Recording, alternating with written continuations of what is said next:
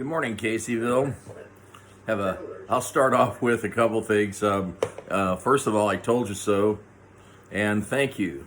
And I told you so is about the frivolous lawsuit that Doug Stewart filed against the CSX Railroad on behalf of the village of Caseyville. I considered it the most frivolous lawsuit that I've probably seen in a long time. There was no way the village was going to win.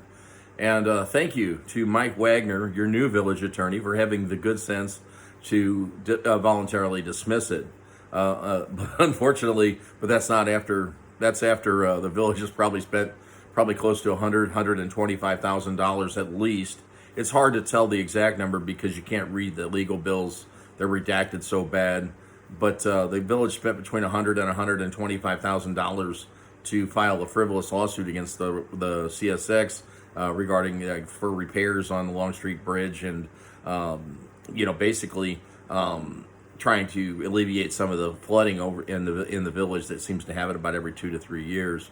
But why the village spent $100 to $125,000 for research to an attorney who's never filed a lawsuit in federal court is beyond my understanding. They still haven't done a forensic audit on the Stewart Law Group and the excessive legal bills that he was submitting. Shame on the board for that. Some Dave Benson, Nick Beelan was not on the board at the time, so I'll hold them harmless. But shame on the rest of you guys for not being more on top of the spending.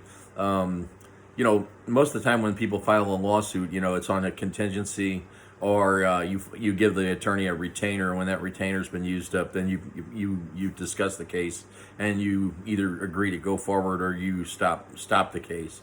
On a contingency, it's basically the attorney recoups a percentage of whatever he can recoup for the get in a civil judgment for the client, and in this case the village of Caseyville. And you don't just give them a blank check for legal research like they did. So anyway, in the used car business, there's a saying, there's an ass for every seat, and I think that applies here to the village board. Shame on you guys for not being more on top of it. Shame on you for not conducting a forensic audit of Doug Stewart's legal spending on his departure.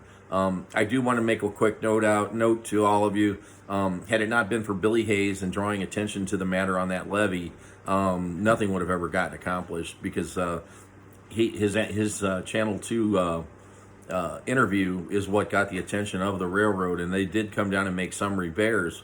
It had nothing to do with the litigation that Doug Stewart filed.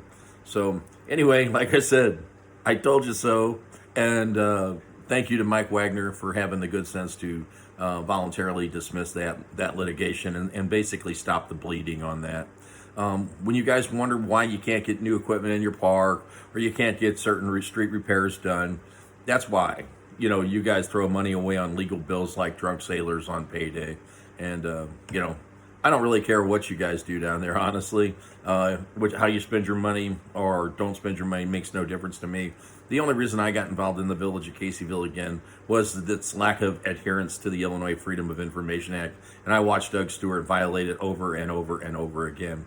That's where I came in. I really could care less about how you spend your money or a transmission or some credit card spending. I don't care.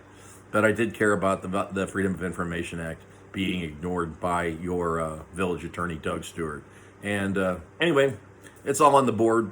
But like I said, I told you so.